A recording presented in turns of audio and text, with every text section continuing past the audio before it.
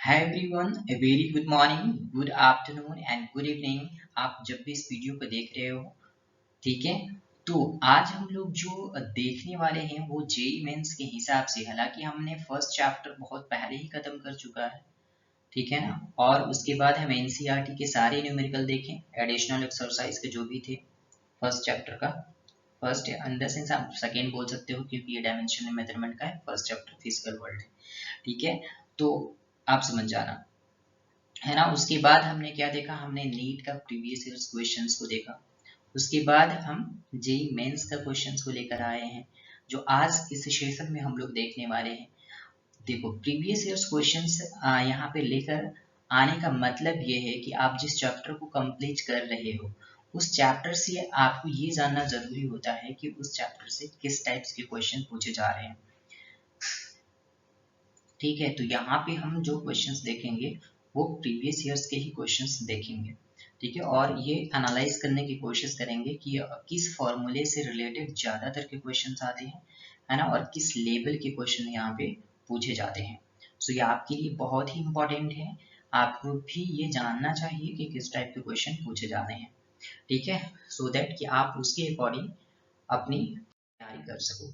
तो पहला क्वेश्चन यहाँ पे हमें दिए हुए हैं कि कोफिशिएंट ऑफ विस्कोसिटी, क्या चीज, कोफिशिएंट ऑफ विस्कोसिटी का डायमेंशन फॉर्मूला, इन ऑप्शंस में से कौन सा ऑप्शन करेक्ट होगा, ठीक है। तो डायरेक्ट आप फॉर्मूला लिखोगे, क्या चीज, F is equal to minus eta into A D by D X, और यहाँ से आप क्या करोगे, एटा का यानी कि कोफिशिएंट ऑफ विस्कोसिटी का आप यहाँ पे फॉर्मूलाज के हेल्प से क्या कर पाओगे, डायमेंशन फॉर्मूला निकाल लोगे, ठीक है।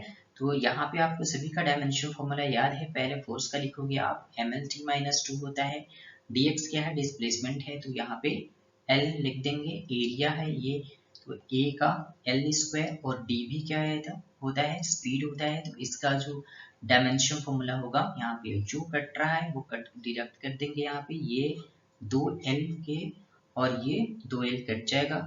सो हमारे पास जो फाइनल डायमेंशन फॉर्मूला आ रहा है, m आ रहा है, l इनवर्स और t इनवर्स आ रहा है। सो ml इनवर्स t इनवर्स कौन सा ऑप्शन में है, ऑप्शन नंबर सी। तो फर्स्ट क्वेश्चन का ऑप्शन नंबर सी हमारा करेक्ट आंसर हो जाएगा। नेक्स्ट क्वेश्चन की तरफ बढ़ते हैं और देखते हैं यहाँ पे सेम चीज। यहाँ पे क्या बोला है कि dimension of 1 by mu naught epsilon naught where symbol have their useful meaning, ठीक है। तो आप देखो, जो हमने नीट का क्वेश्चन देखा था उसका लेवल थोड़ा इजी था, इसका लेवल थोड़ा हार्ड है ना। कहने का मतलब ये है कि जो चीज आप सोचते भी नहीं होगे या सोचे भी नहीं होगे, वो चीज वही चीज पूछता है। वहां पे भी डायमेंशन फॉर्मूला हमें बहुत सारे क्वेश्चंस में बताना था, और यहाँ पे भी आप देख रहे हो कि डायमेंशन फॉर्मूला बताना है, बट यहाँ पे क्वेश्चन यहाँ थोड़ा सा टिपिकल टाइप का है ना। कम्प्लेक्सिटी यहाँ पे बढ़ा दिया गया है। तो आप देखो कि यहाँ पे पूछा है क्या चीज, 1 by mu naught epsilon not का डायमेंशन फॉर्मूला बताओ। अब आप यहाँ से क्या करोगे, जो जैसे कि 1 by एप्सिलॉन नॉट, तो आप इस फॉर्मूला में देखोगे कि F is equal to 1 by 4 by epsilon not Q1 Q2 by R square. यहाँ से आप एप्सिलॉन नॉट, यहाँ से डायमेंशन फॉर्मूला निकाल सकते हो, ठीक है।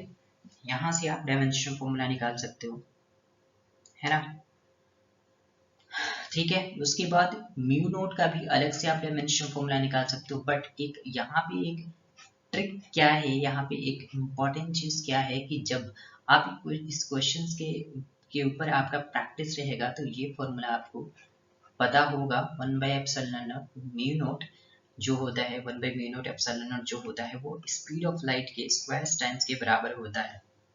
अब यहाँ पे देखो ये क्वेश्चंस कितने इजी हो जाते हैं। तो स्पीड ऑफ लाइट का मतलब स्पीड का dimension formula L T inverse हो जाएगा, और ये इसका स्क्वायर करेंगे तो ये L square T to the power minus two dimension formula, option number C.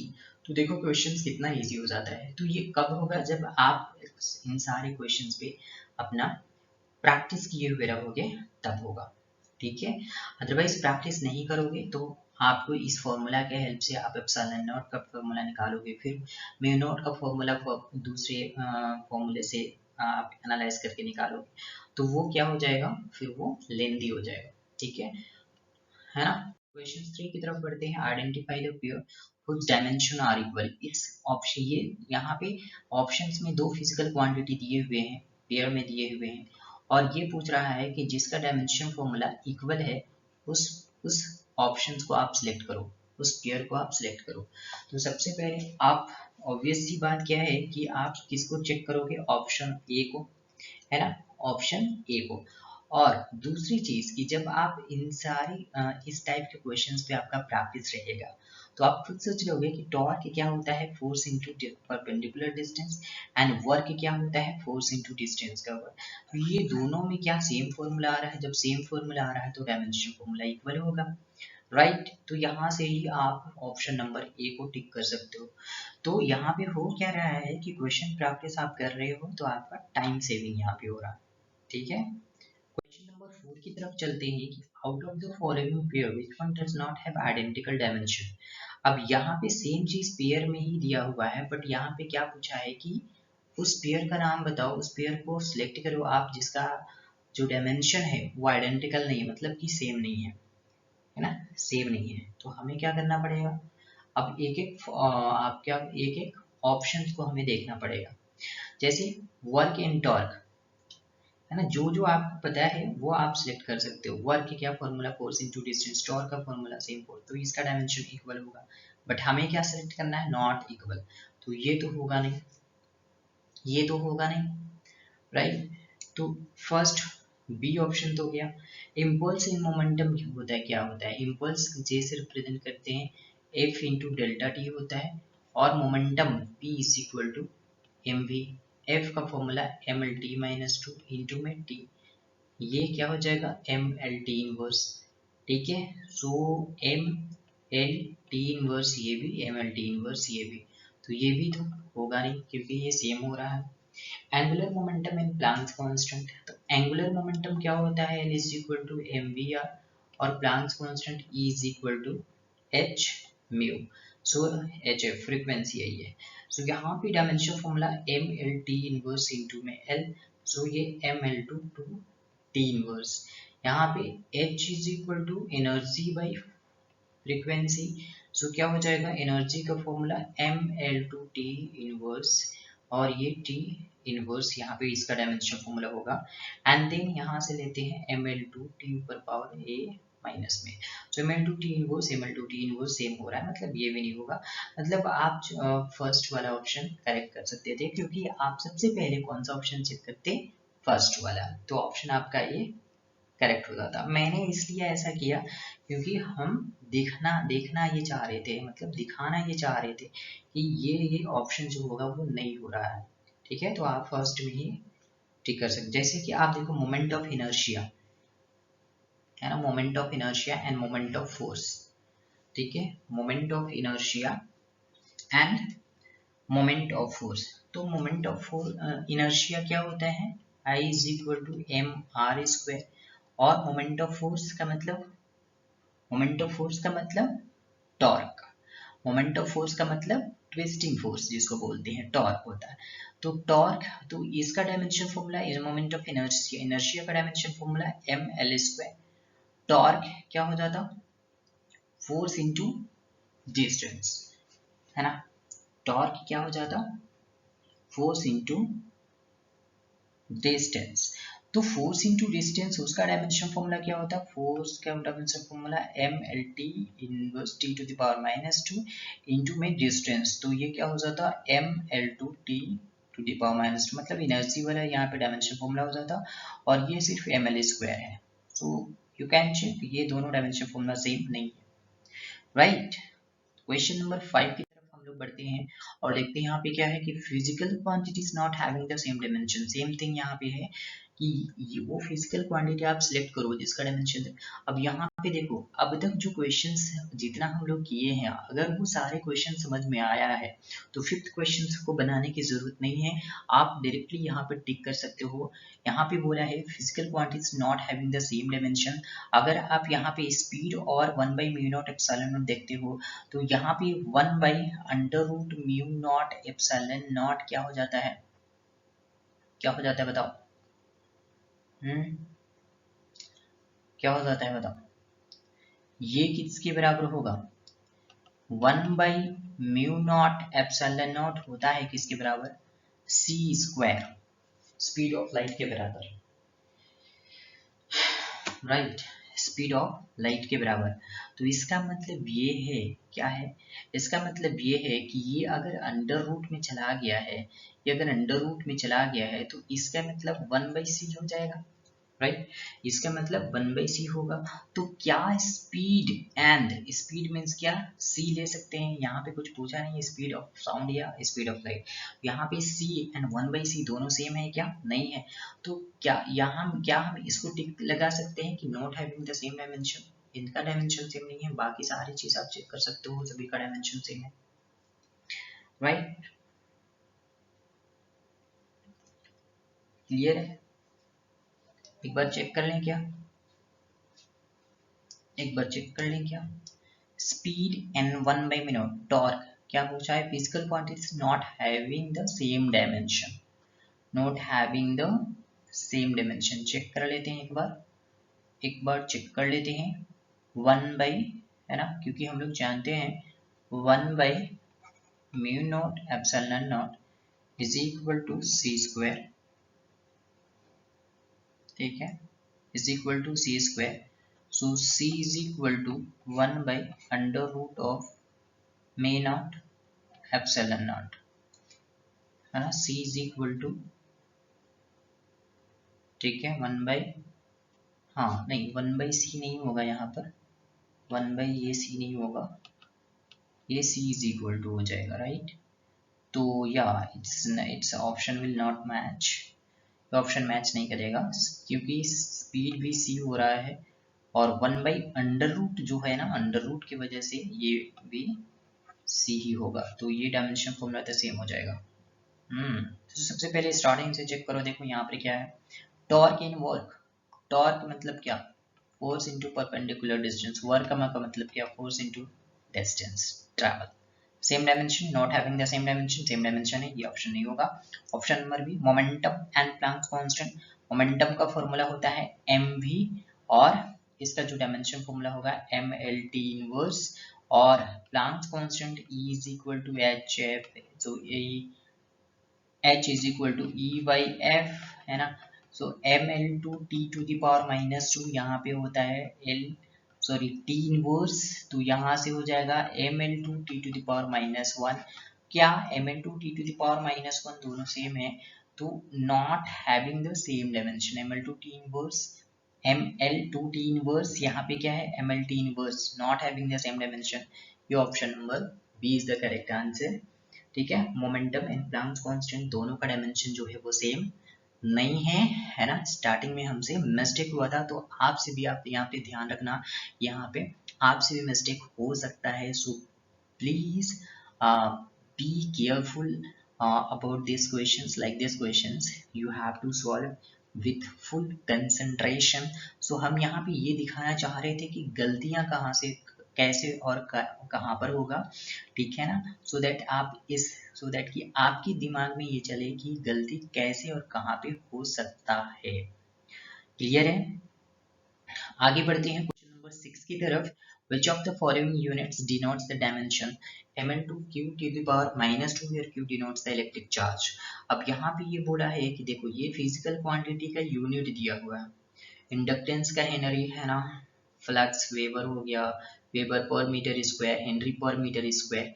तो सबसे पहले देखो, अगर ऑप्शन में ये हो रहा है हेनरी पर मीटर स्क्वायर हो रहा है, तो इसका मतलब ये है कि ये मतलब ये नहीं होगा, कौन सा नहीं होगा, वेबर और ये वेबर पर मीटर, तो दो ऑप्शन तो ऐसे ही खत्म हो जाएगा, राइट, दो ऑप्शन तो ऐसे ही खत्म हो जाएगा। अगर ये हेनरी हो रहा है तो ये वेबर और वेबर पर मीटर स्क्वायर खत्म हो जाएगा, कहने का मतलब यहाँ पे सीधा सीधा क्वेश्चन ये पूछा हुआ है हमसे, क्लियर है, सीधा सीधा क्वेश्चन हमसे पूछा हुआ है क्या चीज, कि भाई जो डायमेंशन फॉर्मूला आना चाहिए वो ml2 q⁻⁻2 के फॉर्म में ही आना चाहिए। तो हम स्टार्ट करते हैं किससे, हेनरी से, हम स्टार्ट करते हैं किससे, हेनरी से, और हेनरी किसका यूनिट है, इंडक्टेंस का, और इंडक्टेंस का जो फॉर्मूला होता है वो क्या होता है, EMF by current by time, right. और EMF होता है W बाय Q, तो टाइम ऊपर चला जाएगा और करंट एज इट इज रह जाएगा। सो W इज mL/T⁻², यहाँ पे वर्क है और ये Q का Q ही रहेगा इनटू टाइम, और यहाँ पे क्या हो जाएगा करंट का A, है ना, क्या हो जाएगा करंट का हम क्या लिख लें बताओ, Q/T लिख लेते हैं। क्या लिख लेते हैं, Q/T, तो QT इनवर्स, ठीक। अब यहाँ पे हम लिखते हैं ml, क्योंकि हमें Q के टर्म में आना चाहिए, तो हम यहाँ पे जो करंट के बदले में I नहीं ले सकते थे या A नहीं ले सकते थे, हमें यहाँ पे Q लाना ही लाना है। सो चलो mL/T⁻, कितना हो जाएगा यहाँ पर, ये ऊपर आ जाएगा प्लस हो जाएगा, है ना, तो T⁻² और T⁻² और Q इनवर्स -2, तो ये तो कट गया। तो फॉर्मूला आया mL/Q⁻², mL/Q⁻², सेम चीज आया mL/Q⁻², किसका है, इंडक्टेंस, ये हेनरी का, है ना। तो फर्स्ट में ही आपका ऑप्शन मैच कर जाएगा, राइट, फर्स्ट में ही आपका ऑप्शन मैच कर जाएगा। क्लियर है। क्वेश्चन नंबर 7 की तरफ गए और यहाँ पे पूछा है कि मैग्नेटिक फील्ड का जो डायमेंशन है वो MLT और C के टर्म में बताओ भाई, मैग्नेटिक फील्ड का, क्लियर है, मैग्नेटिक फील्ड का F is equal to BQ/V, हम यहाँ से चेक करते हैं, है ना, और मैग्नेटिक फील्ड क्या होता है, B इज इक्वल टू क्या हो जाएगा, F/QV। सो फोर्स का फॉर्मूला mL/T⁻², है ना, और Q को हम लिख ले रहे हैं कूलम, और V क्या है, वेलोसिटी, LT इनवर्स हो जाएगा, L कट जाएगा, सो M, है ना, M और ये ऊपर जाएगा तो minus MT inverse coulomb inverse. So MT inverse coulomb inverse कौन सा है, ऑप्शन नंबर C में, MT इनवर्स कूलम इनवर्स। ये आप इस फॉर्मूले से भी निकाल सकते थे, कौन सा फॉर्मूला निकालना है, F is equal to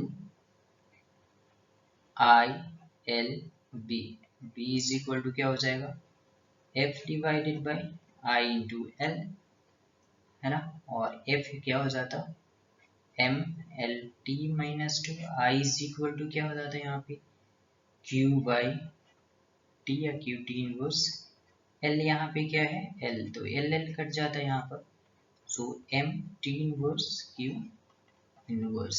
so MT inverse Q के बदले हम यहाँ पे क्या लिख सकते हैं, MT इनवर्स कूलम इनवर्स, तो ऑप्शन नंबर अगेन C आ रहा है, ठीक है। तो आप डिफरेंट फॉर्मूला याद रख सकते हो, डायमेंशन फॉर्मूला सेम ही होगा। हमें यहाँ पे ML/T और C के टर्म में दिखाना था, तो L का डायमेंशन जो यहाँ पर है मैग्नेटिक फील्ड के अंदर वो क्या है, 0 है।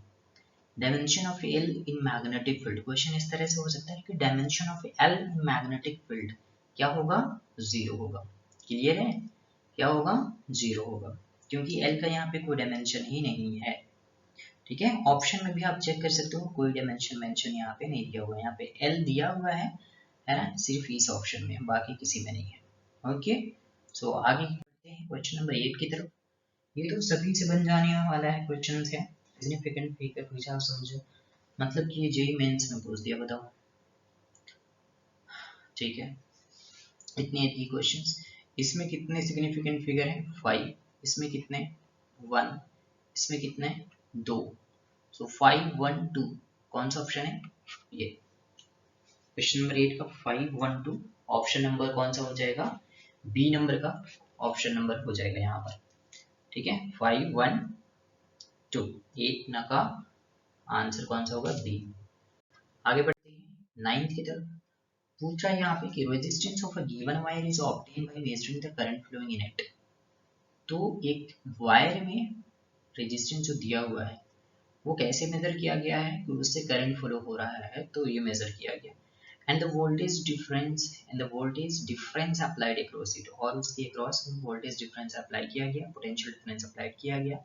If the percentage erred in the measurement of the current and the voltage difference, तो करंट और वोल्टेज डिफरेंस में का जो मेजरमेंट किया गया उसका परसेंटेज इरेड जो निकला, दोनों में 3% का परसेंटेज निकला, then the error in the value of resistance of wire, तो रेजिस्टेंस में क्या एरर आएगा। अब ये फॉर्मूला तो सभी को पता होगा, है ना, हमने बहुत नीट में भी ये क्वेश्चन देख चुके हैं, हमने जब लेक्चर भी जब बनाया, लेक्चर में भी हमने ये सारी चीज़ डिस्कस कर चुके हैं इस टाइप के क्वेश्चन। तो ये क्वेश्चन में किसी को दिक्कत नहीं होना चाहिए। हम जानते हैं कि रेजिस्टेंस क्या होता है, V/I। और जब हमसे क्या पूछा है परसेंटेज एरर, तो ये क्या हो जाएगा, डेल्टा R/R इंटू 100% जो हो जाएगा वो delta V/V into 100% plus delta I/I into 100%। और ये बोला है कि जो दोनों वोल्टेज एंड करंट मेजरमेंट में जो परसेंटेज एरर है कितना है, 3% का। कितना है, 3% का। टोटल कितना हो गया, 6%। सो इसी, सो ऑप्शन कौन सा हो जाएगा, 6 9 का ए number 6%।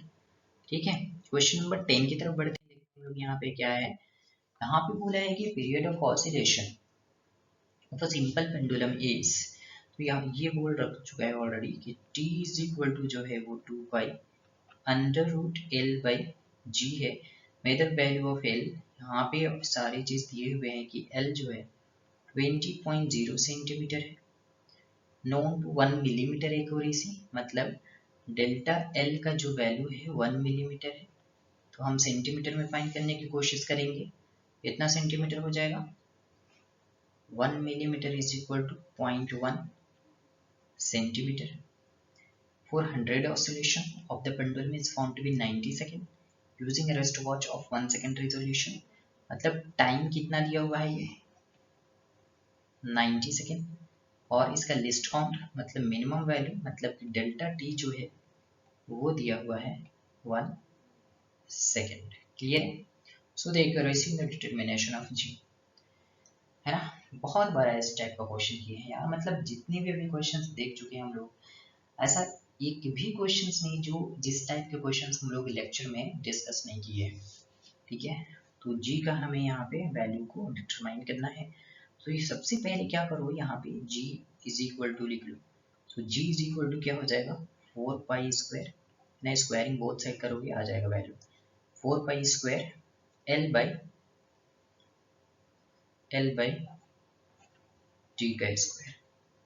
So delta G by G into 100% is equal to delta L by L plus 2 times of delta T by T, और ये दोनों का 100% हो जाएगा। सो डेल्टा एल कितना वैल्यू है 0.1 सेंटीमीटर डिवाइडेड बाई कितना है 20.0, ठीक, इंटू 100, इंटू क्या करेंगे 100 plus 2 times of delta T का वैल्यू कितना है 1 सेकेंड डिवाइडेड बाई 90 इंटू 100। इसको जो आप सोल्व करोगे तो ये आंसर जो आएगा वो है, इसका जो आंसर आएगा ये 0.5 हो जाएगा, और इसका जो वैल्यू आएगा वो 2.22 आ जाएगा, और फाइनल आंसर 2.72%। तो कौन सा ऑप्शन मैच कर रहा है ये, 2.72% तो ऑप्शन में ही नहीं है। तो हमें एक चीज आता है राउंड ऑफ करना, तो हम राउंड अप करके यहाँ पे देखो 2.72 अप्रॉक्स 3% होता है, तो हम 3% वाले में टिक लगा देंगे।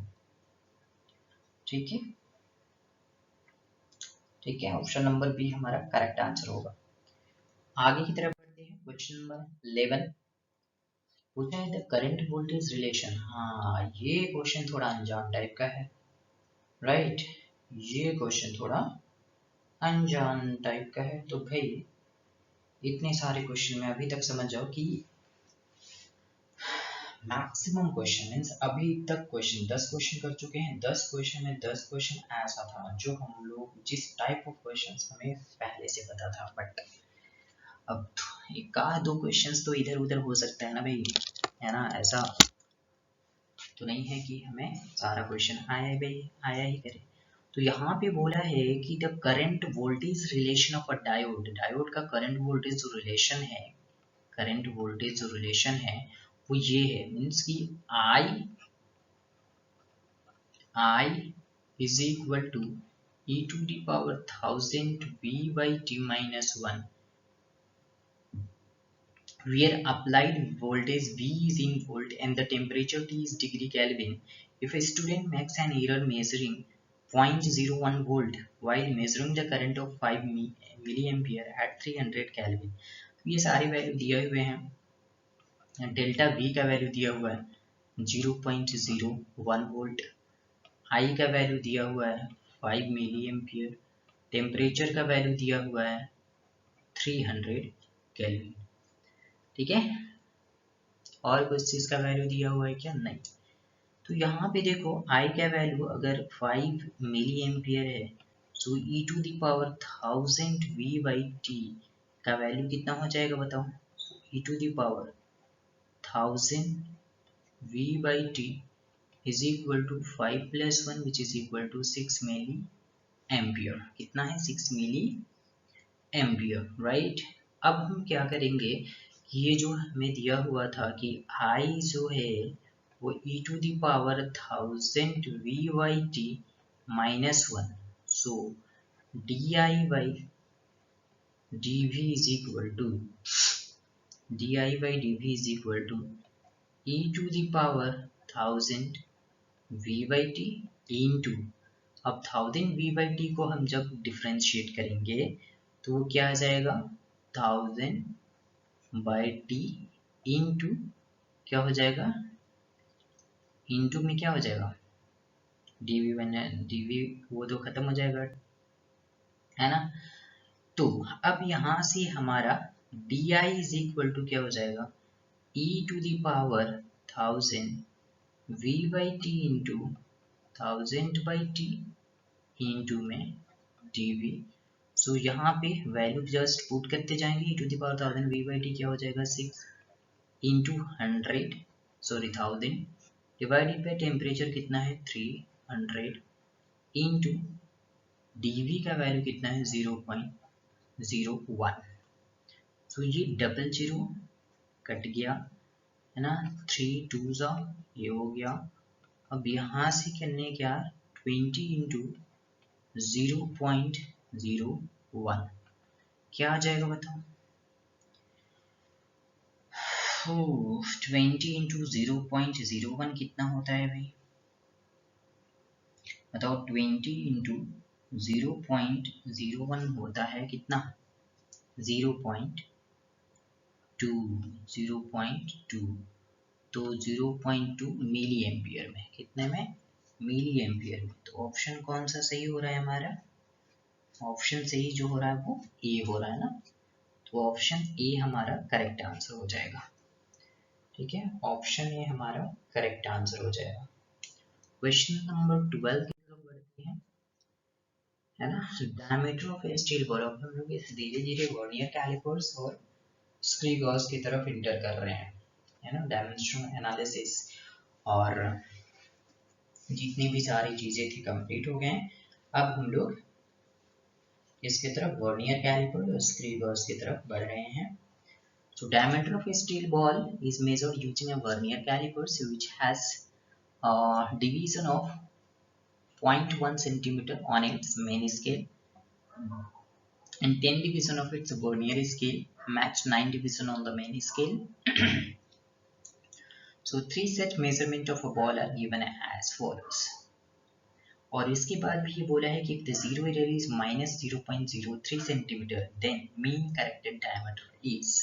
सो आप ये फॉर्मूला आपको बिल्कुल भी याद रहना चाहिए कि मीन करेक्टेड डायमीटर क्या होगा। मीन करेक्टेड डायमीटर क्या होगा, तो सबसे पहले जितना जो सारी चीज दिए हुए हैं हमें उनसे हम क्या करेंगे, कि हम लिस्ट काउंट वगैरह ये सारी चीजें फाइंड कर लेंगे। क्या करेंगे, लिस्ट काउंट वगैरह सभी फाइंड कर लेंगे। ठीक,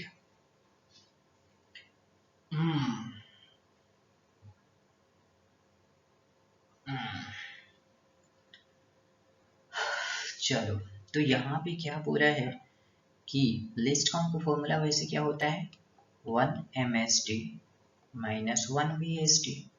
अब हमें 1 MSD तो पता है बट VSD नहीं पता, तो हमें क्या पता है 9 division on the main scale means 10 VSD, 10 division of its vernier scale is equal to versus match 9 division of the main scale, मतलब कि 10 VSD is equal to 9 MSD।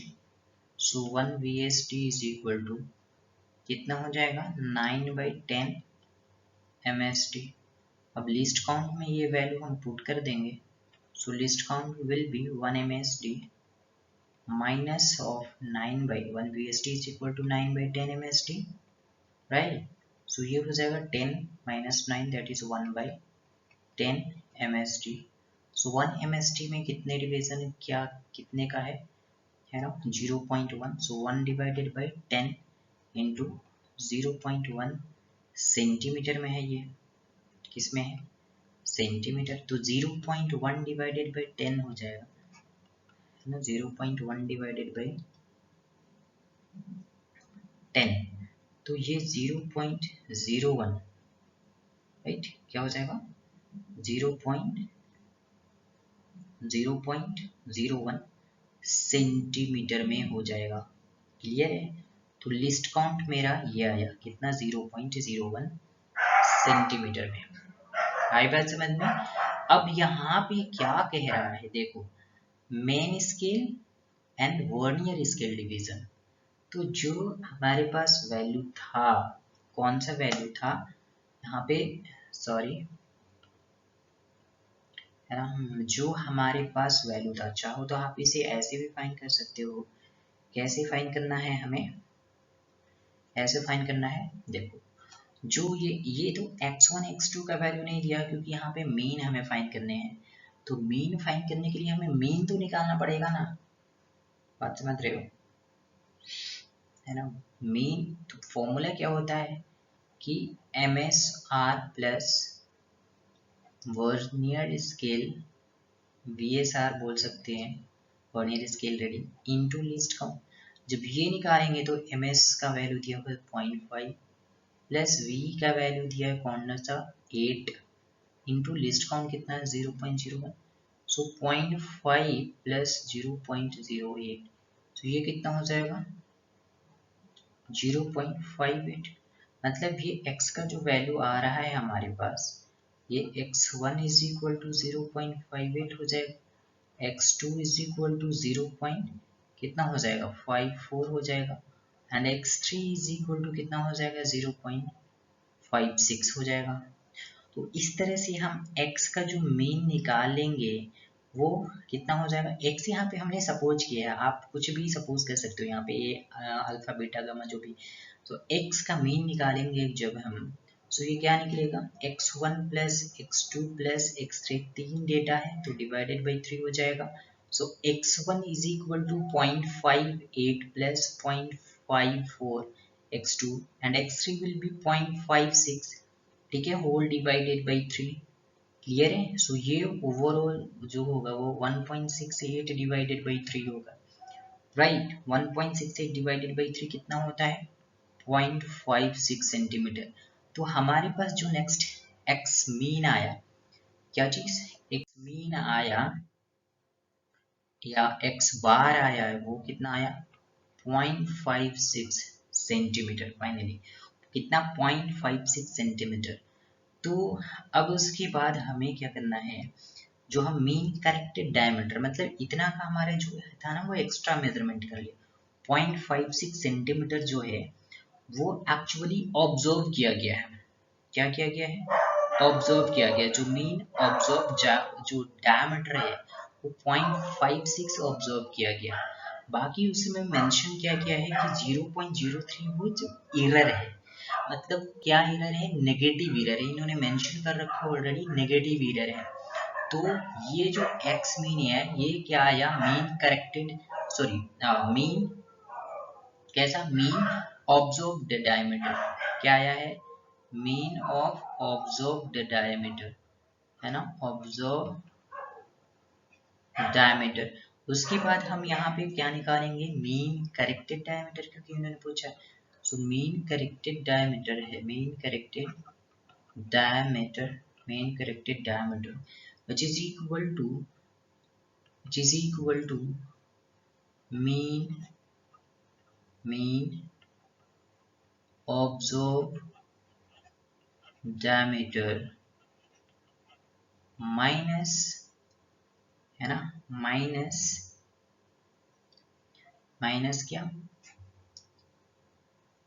बोलो? माइनस क्या? Zero error. माइनस क्या? Zero error. So mean observe diameter is 0.56 minus zero error भी कितना है? Minus of 0 point, है ना, 0 पॉइंट कितना है? 3। सो 0.56 प्लस माइनस माइनस प्लस 0.03, सो ये हो जाएगा 0.59। क्या चीज में? सेंटीमीटर में। 0.59 सेंटीमीटर हमारा आंसर हो जाएगा। 0.59 सेंटीमीटर हमारा आंसर हो जाएगा। क्लियर है? क्लियर है? आगे बढ़े। क्वेश्चन नंबर 13 की तरफ हम यहाँ पे देख रहे हैं। तो क्या बोल रहा है कि 2 full turns of the circular scale of screw gauze cover a distance of 1 millimeter on its main scale। इसका मतलब ये है, क्या मतलब है कि 2 फुल टर्न्स मेन स्केल में कितना? 1 मिलीमीटर के बराबर है। तो एक फुल टर्न, जब 2 फुल टर्न्स जो है वो कितना है? 1 मिलीमीटर है। तो ये पिच नहीं कहलाएगा। पिच कौन सा कहलाएगा? ये पिच का ही क्या पिच को ही इंडिकेट कर रहा है, बट 2 फुल टर्न्स नहीं होते हैं ना, 1 फुल टर्न्स के बराबर जो होगा वो पिच कहलाएगा। सो 1 फुल टर्न्स कितना होगा? 1 full turns is 1/2, that is 0.5 millimeter, right? क्या होगा? 0.5 मिलीमीटर में। आंसर हमारा मिलीमीटर में ही है, तो हम कोई भी डेटा को चेंज नहीं करेंगे। वैसे सेंटीमीटर वाले जो डेटा होगा मैं उसे चेंज कर सकता हूँ। क्लियर है? उसके बाद देखो नेक्स्ट लाइन पढ़ो। The total number of division on the circular scale is 50 division. Total number of division कितना सर्कुलर स्केल? 50 डिवीजन। तो यहाँ से आप लिस्ट काउंट निकाल सकते हो, क्योंकि आपको ये पिच मिल चुका है ना, आपको पिच मिल चुका है। ठीक है, तो least count is equal to what? Pitch, है ना, डिवाइडेड बाय क्या? Number of circular scale division. ठीक है, which is CSD। So pitch is 0.5 divided by 50, कितना हो जाएगा? कितना हो जाएगा?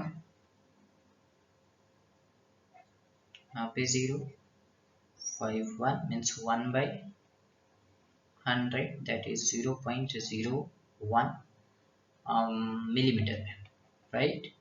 तो लिस्ट काउंट भी कितना आ रहा है? 0.01 मिलीमीटर। चलो इतने सारे डेटे मिल गए। अब देखो, अब नेक्स्ट लाइन पढ़ो। It is found that the screw gauge has the zero error of -0.03। कितना है? -0.03। ये जीरो एरर है इसका, है ना, ये इसका जीरो एरर है। कितना? -0.03 millimetre. While measuring the diameter of a thin wire, a student notes the main scale reading। अब ये MSR का वैल्यू दिया हुआ है है ना। MSR का वैल्यू कितना दिया हुआ है 3 मिलीमीटर, ठीक है। And the number of circular scale division in line with the main scale is 35। मतलब कि जो सर्कुलर स्केल डिवीजन का जो मेन स्केल के साथ जो कॉन्सिडेंस हो रहा है, कॉन्साइड कर रहा है, वो 35th है ना। So number of CSD circular scale division को जो नंबर कॉन्साइड कर रहा है 35th कर रहा है। तो हम यहाँ पे लिखेंगे,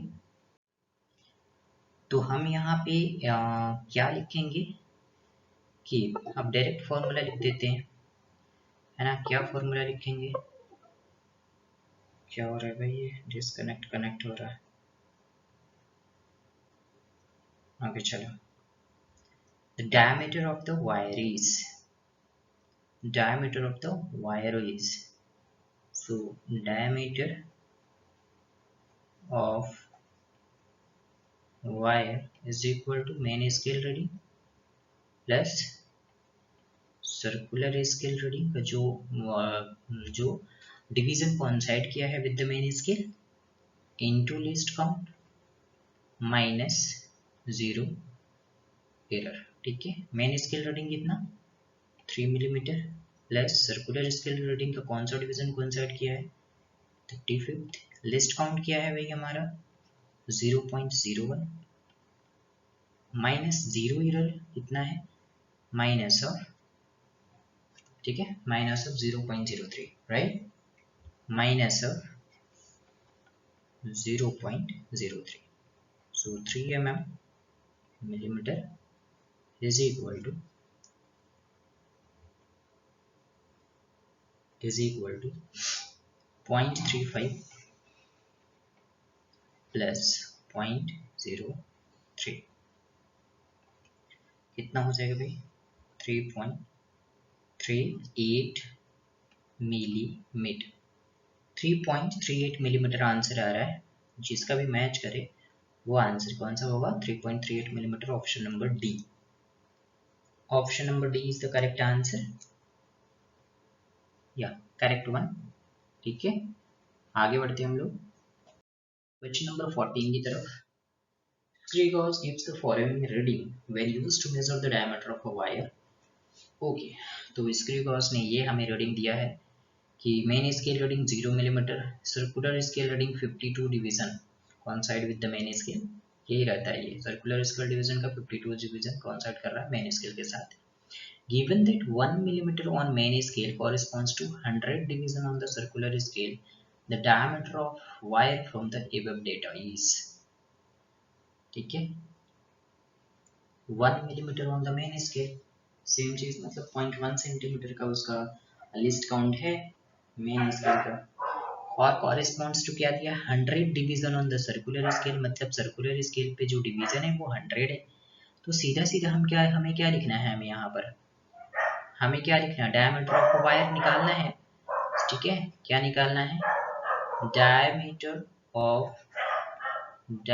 of wire is equal to क्या हो जाएगा भाई, direct formula MSR plus CSR into least count minus 0 error. अगर 0 एरर होगा तो मैं लिखूंगा, नहीं होगा तो नहीं लिखूंगा। हालांकि यहाँ पे कोई 0 एरर मेंशन किया नहीं है तो मैं इसे नहीं लिखूंगा, क्लियर है। ओके, आगे बढ़ते हैं। सो MSR मेन स्केल रीडिंग का वैल्यू क्या दिया हुआ है 0, है ना। mm से m जिसमें भी है उससे हमें कोई मतलब नहीं है क्योंकि इसका वैल्यू 0 है। अब सर्कुलर स्केल रीडिंग का कौन सा division 52 division into least count, तो लिस्ट काउंट क्या है इसका 1 मिलीमीटर दिया होगा ना, लिस्ट काउंट क्या हो जाएगा,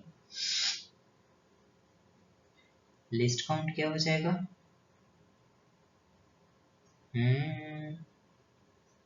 लिस्ट काउंट कितना हो जाएगा भाई, हमें आंसर किस चीज में चाहिए, सेंटीमीटर में चाहिए। हमें आंसर किस चीज में चाहिए, सेंटीमीटर में चाहिए। Given that 1 millimetre on main scale के पे कितना है 1 मिलीमीटर 0.1, और सर्कुलर स्केल पे कितने डिवीजन 100, तो पिच तो दिया है 1 millimetre, total division on circular scale इतना, तो least count is equal to क्या होता है pitch divided by number of CSD, number of CST, pitch कितना है 1 मिलीमीटर डिवाइडेड बाय 100, है ना। नंबर ऑफ CST कितना है 100। 1 मिलीमीटर को हम कन्वर्ट करेंगे सेंटीमीटर में, तो कितना हो जाएगा 1 millimetre is equal to 0.1 centimetre divided by 100, तो ये 1/1000 हो जाएगा I think. Is it correct?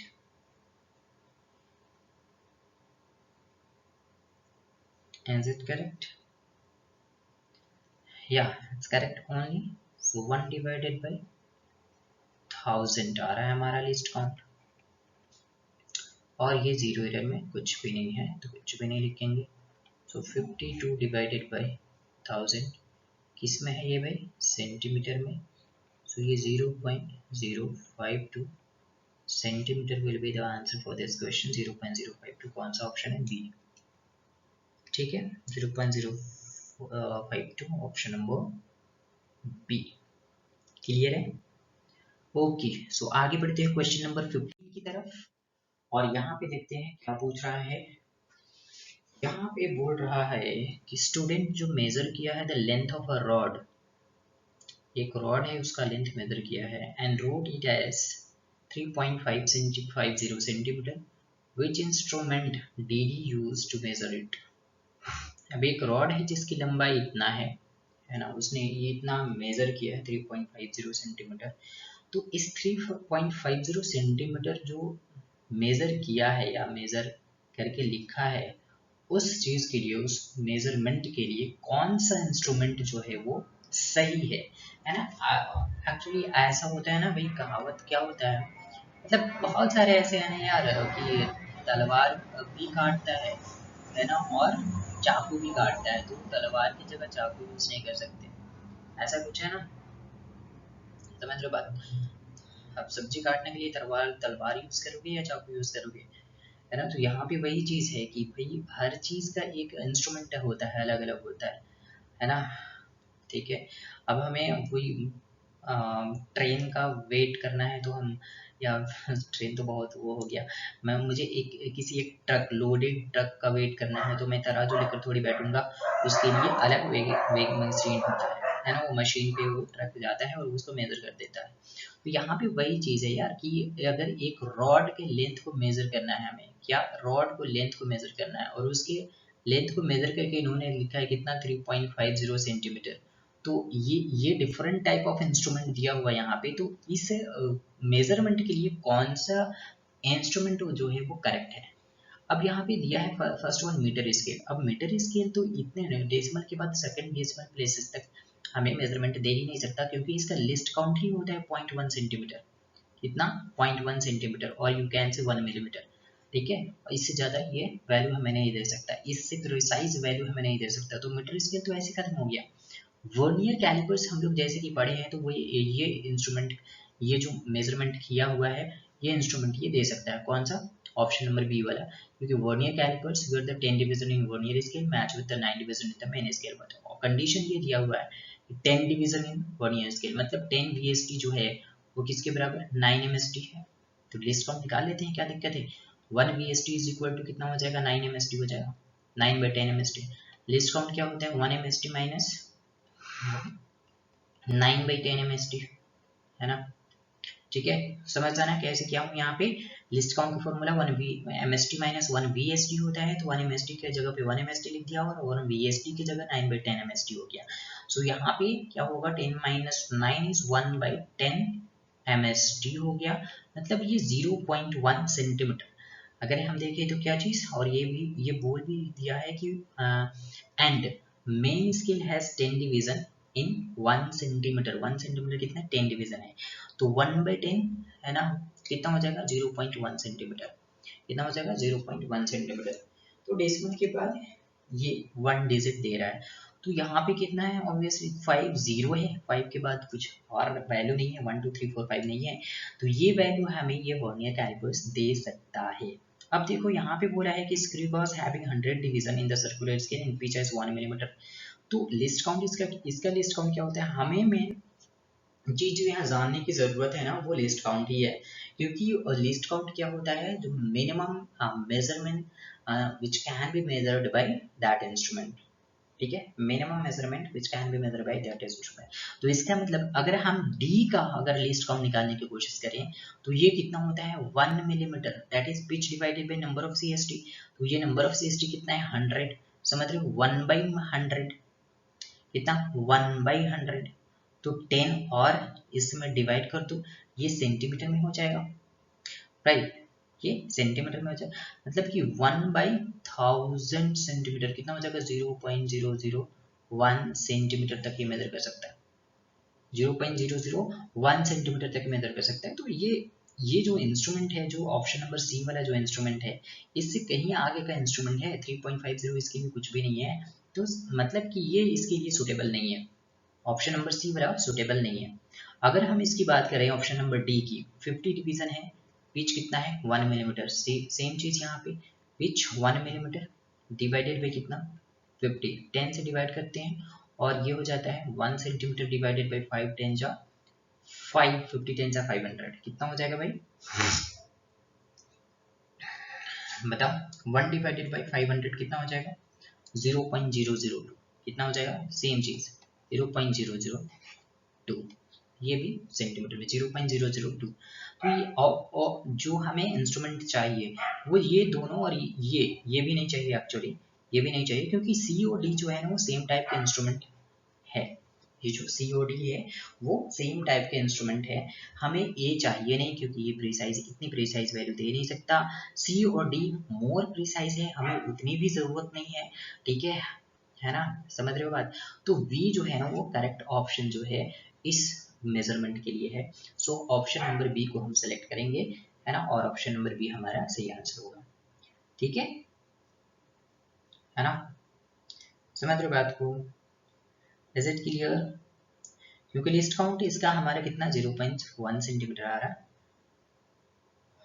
ठीक है 0.01, है ना, कितना आ रहा है भाई 1/10, 1/10 MST, 1 MST कितना है देखो भाई 1 सेंटीमीटर है, तो 1 MST 1 सेंटीमीटर 1/10 तो 0.1 सेंटीमीटर, मतलब कि कितना हो जाएगा 0.1 सेंटीमीटर 1 मिलीमीटर, है ना, ठीक है, क्लियर है, क्लियर है। तो ये हमारा option number B is the correct answer. आगे की तरफ बढ़ते हैं, क्वेश्चन नंबर 16। यहाँ पे बोल रहा है spectrometer gives the following reading when used to measure the angle of prism।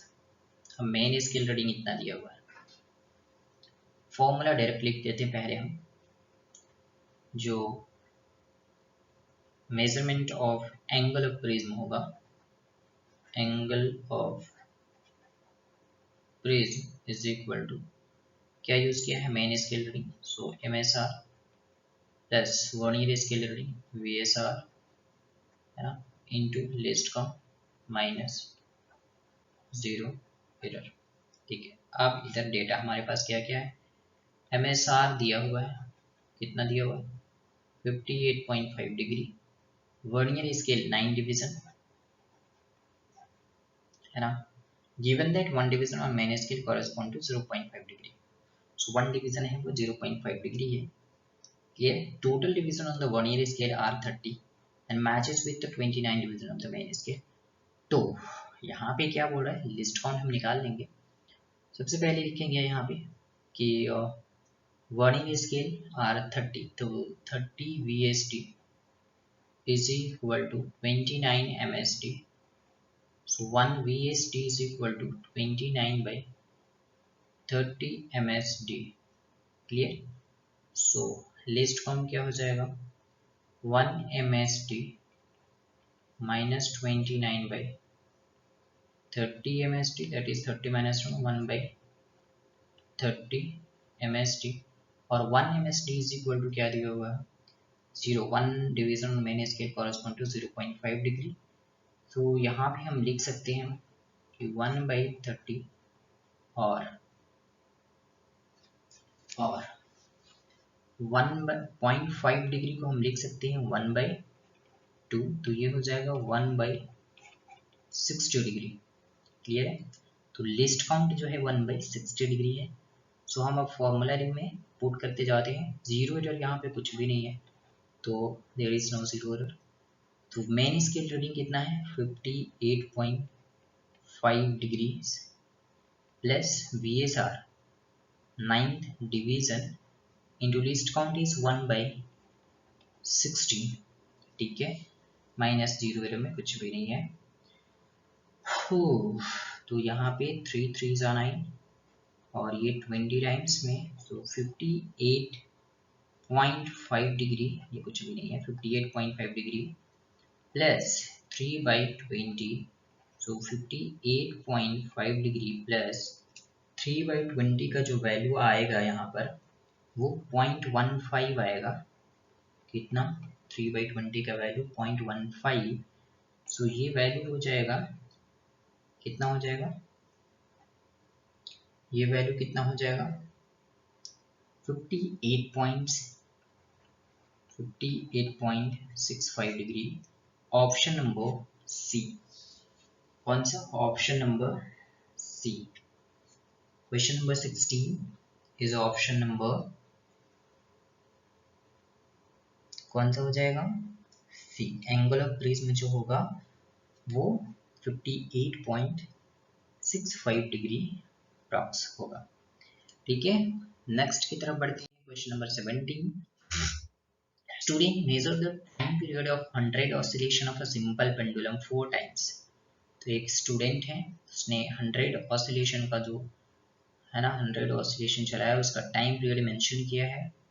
T1 is 90 second, T2 91, T3 95 and T4 92।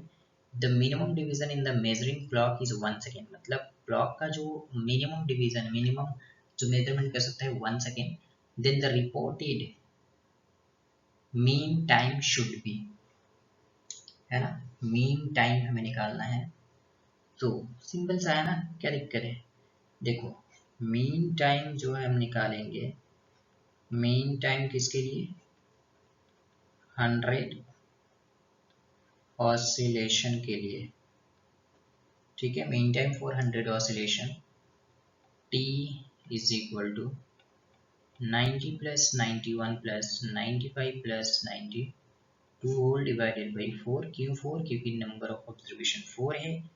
तो ये वैल्यू हमें जो हमारा जो हो जाएगा, ये हमें वैल्यू जो देगा वो 92 सेकेंड का देगा। फिर हम इसका एब्सोल्यूट एरर निकालेंगे। कितना मीन एब्सोल्यूट एरर आएगा इसका? मीन एब्सोल्यूट एरर हम लोग कैसे निकालते हैं, सभी को पता है कैसे होता है। Delta T1 is equal to T bar minus T1। तो इस तरह से हमारा डेल्टा T1 क्या हो जाएगा? T बार इज 92 माइनस 90, है ना, एंड डेल्टा T2 क्या हो जाएगा? 92 माइनस 91।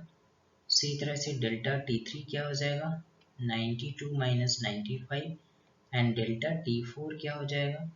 92 माइनस 92। तो ये वैल्यू 0, ये वैल्यू -3, ये वैल्यू 1 और ये वैल्यू 2। तो अब हम डेल्टा T का मीन निकालेंगे। ठीक है, सो डेल्टा T का मीन निकालेंगे, कितना आ जाएगा हमारे पास? 2 + 1 + 3। मैग्नीट्यूड ऑफ डेल्टा T निकालते हैं यहाँ पर, +0 डिवाइडेड बाई 4।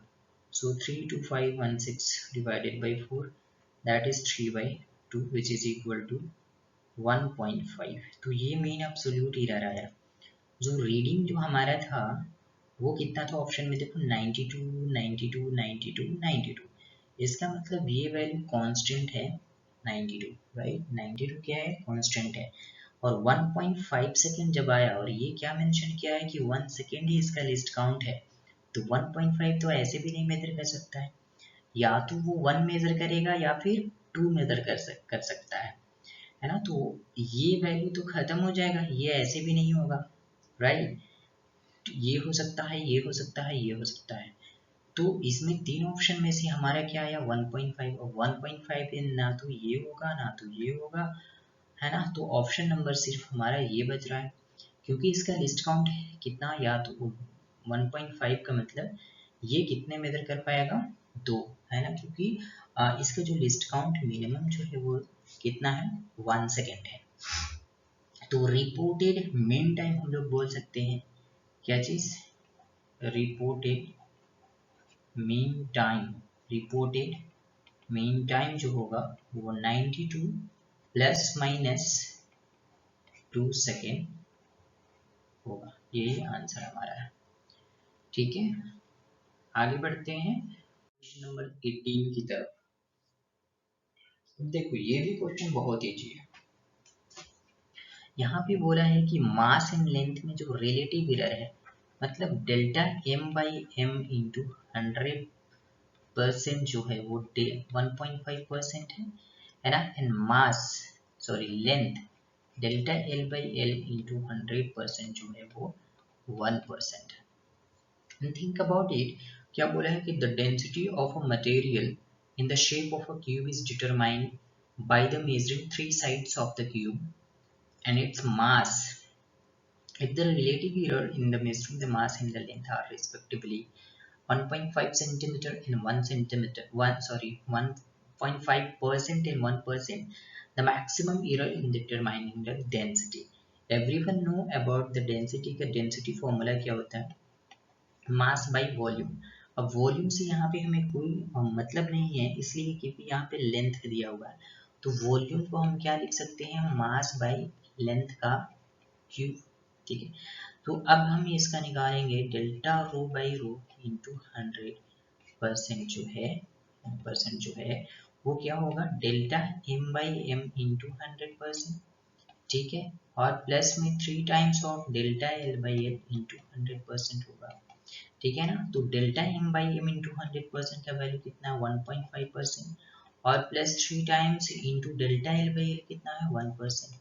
तो ये वैल्यू कितना हो जाएगा, 1.5% प्लस 3% कितना आ रहा है, 4.5% हमारा आंसर हो जाएगा। So option number C is the correct answer. देखो कितना इजी क्वेश्चन था यार ये, है ना, जो थोड़ा सा भी सिर्फ लिटिल बिट एफर्ट डालो, थोड़ा एफर्ट डालो, बट कंसिस्टेंसी हम लोग को रखना है हमेशा यहाँ पर, राइट।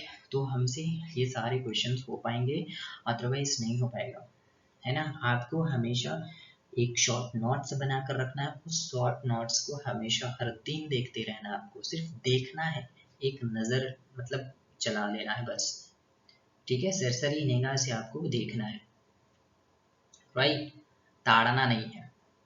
समझ रहे हो, तो ताड़ने का मतलब आपकी क्या, उसको कंटिन्यू देखते रहना है सेम टाइम में, समझ रहे हो, है ना। तो आपको ऐसा नहीं करना है, आपको सरसरी निगाह से देखना है, बट डेली देखना है। क्लियर है, चलो आगे बढ़ते हैं क्वेश्चन नंबर 90 की तरफ। Following observation way taken for determining surface tension T of water by capillary method। Capillary method पढ़ा है, चलो नहीं भी पढ़ा होगा तो हम लोग यहाँ पे पढ़ेंगे फ्लूइड में। Diameter of capillary is this, rise of water is this, h g का वैल्यू ये, and the simplified relation is this, the possible error in the surface tension is closest to। अब यहाँ पे ध्यान से देखना, क्या बोला है, पॉसिबल एरर, क्या जी में एरर हो सकता है क्या, जी तो एक हमें निकाल के दे दिया गया है, इसका वैल्यू ही 9.8 मीटर 9.80 मीटर पर सेकेंड स्क्वायर है ना, यहाँ पे मीटर पर सेकेंड स्क्वायर है, तो ये इसमें नो एरर, इसमें कोई एरर ही नहीं होगा, तो हम उसकी बात ही नहीं करेंगे भाई। हम किसकी बात करने में, देखो T is equal to relation दिया है R G H divided by 2 into 10⁻³ newton per metre. So हम T इज इक्वल टू क्या लिखेंगे, है ना, D इज इक्वल टू होता है 2 टाइम्स ऑफ R, राइट, और R इज इक्वल टू होता है D/2। तो हम R का वैल्यू, R को रिमूव कर रहे हैं, D/2 मतलब कि डी एच डिवाइडेड बाई 4 लिख रहे हैं। जी को यहाँ से रिमूव इसलिए कर रहे हैं क्योंकि जी में कोई एरर नहीं है, राइट। अगर एरर रहता तो हम यहाँ पे उसको भी डिफरेंशिएट करते। सो d/4 into H into 10⁻³ fail. ठीक है, possible error in the surface, तो पॉसिबल एरर हमें किस में निकालना है, सरफेस टेंशन में। सो यहाँ से delta T by T into 100% क्या हो जाएगा, delta D by D into 100%, right, plus delta H by H into 100%। ठीक है, ठीक है ना, ठीक है। अब देखो यहाँ से कि डेल्टा डी हम लोग कैसे निकालेंगे, ये डेल्टा डी कैसे निकालेंगे, डेल्टा डी जो है वो कैसे निकालेंगे। तो यहाँ पे डेल्टा डी निकालने के लिए देखो डी का वैल्यू तुम्हारा दिया हुआ है 1.25 इंटू 10⁻⁻ कितना, -2 मीटर, ये 10⁻⁻2 है, ठीक है, -2 मीटर। एंड एच का वैल्यू दिया हुआ है कितना, 1.45 इंटू 10⁻⁻2 मीटर, यहाँ पे भी -2 दिया हुआ है। तो डेसिमल के बाद ये 2 डिजिट तक ये मेजर कर पा रहा है, मतलब इसका जो लिस्ट काउंट है वो 0.0 है ना, कितना है, 0.01 मीटर, और इसका भी 0.01 मीटर, ये यहाँ पर इसका लिस्ट काउंट है। क्लियर है, तो least count in the sense कि डेल्टा, यहाँ पे ये डेल्टा डी और ये डेल्टा एच का वैल्यू है। सो यहाँ पे वैल्यू पुट कर देंगे, डेल्टा डी का वैल्यू कितना है, 0.01 डिवाइडेड बाई डी का value 1.25 into 100% plus delta H का वैल्यू 0.01, एच कितना है 1.45 इंटू में 100%। क्लियर है, तो ये हो जाएगा कितना, 100 डिवाइडेड बाई 125, 100 डिवाइडेड बाई 45, तो ये जो वैल्यू आएगा हमारे पास वो 0.8 plus 0.689 which is equal to 1.489 and it will be approximately 1.5%। कितना, 1.5%, मतलब कि ऑप्शन नंबर बी हमारे पास करेक्ट आंसर आ रहा है। So the possible error in the surface tension is closest to 1.5%। Near by पूछा था, हमारा आंसर 1.489 आ रहा था, तो वो किसके क्लोज है, 1.5 के। So option number B is the correct answer for the question number 19। Question number 20 की तरफ बढ़ते हैं, और ये हमारा इस सेशन का लास्ट क्वेश्चन है ना। हालांकि ये लेक्चर भी बड़ा हो गया है थोड़ा, बट कोई बात नहीं, कभी कभी चलता है। Screw goes with a pitch of, तो यहाँ पे pitch of 0.5 mm and circular scale with 50 division used to measure the thickness of a thin sheet of aluminium. Before starting the measurement, it is found that when the two jaws of the screw gauge are brought in contact, the 45th division coincide with the main scale line, and that of the zero of the main scale is barely visible. What is the thickness of the sheet if the main scale reading is this and 25th division coincide with the main scale line? Okay, तो देखो क्या बोला है, सबसे पहले ऊपर वाले line से समझते जाओ। यहाँ पे जो मेंशन किया है, थोड़ा मैं इसको डिवाइड कर ले रहा हूँ। पिच कितना 0.5, सर्कुलर स्केल डिवीजन कितना 50 डिवीजन है। सो लिस्ट काउंट क्या हो जाएगा भाई, pitch divided by number of CST होता है ना। देखो मैं अब फॉर्मूला नहीं लिखूंगा बार बार, सो आपको समझना पड़ेगा है ना कि क्या हो रहा है यहाँ पर, ठीक है। तो ये कितना हो जाएगा, कितना हो जाएगा 5/500, 1/100, 0.01 मिलीमीटर, 0.01 मिलीमीटर हमारे पास ये लिस्ट काउंट आ रहा है इसका, 0.01 मिलीमीटर में, आंसर भी मिलीमीटर में है, कोई दिक्कत नहीं है, कोई दिक्कत ही नहीं है। अब ये पूछा है ये कि बोल रहा है मतलब ये before starting the measurement start करने से पहले ये पाया गया था, this found that when the two jaws of the screw gauge are brought in contact, the 45th division coincide with the main scale line and that of the zero of the main scale is barely visible। मतलब जब हम screw gauge और circular scale को जो screw Gauss का जो main scale and circular scale होते हैं, जब दोनों के जॉज आपस में, internal jaws and external jaws, दो टाइप के जॉज हम लोग लेक्चर में, हम लोग सेशन में पढ़े थे, है ना, थ्योरी में पढ़े थे। एक्सटर्नल जॉज, इंटरनल जॉज, जब दोनों एक दूसरे के ऊपर कॉन्साइड करते हैं तो कोई भी जीरो एरर होना नहीं चाहिए। बट यहाँ पे क्या है, यहाँ पे जीरो एरर है, और ये क्या बोल रहा है कि 45th डिवीजन जो है कोइंसाइड कर रहा है मेन स्केल के साथ, मेन स्केल लाइन के साथ, मतलब रेफरेंस लाइन के साथ। स्क्रू गॉस का टोटल जो सर्कुलर स्केल डिवीजन में कितना डिवीजन है, 50 डिवीजन, और ये बोल रहा है कि उसमें से 45th डिवीजन कोइंसाइड कर रहा है मेन स्केल लाइन, मतलब रेफरेंस लाइन के साथ। मतलब जो यहाँ पे जीरो एरर है, जो जीरो एरर है कितना है भाई, minus of 50 minus 45 which is equal to minus of कितना हो जाएगा 5, और लीस्ट काउंट क्या है 0.01, मतलब माइनस ऑफ 0.05 मिलीमीटर का हमारे पास ये जीरो एरर आ रहा है, राइट।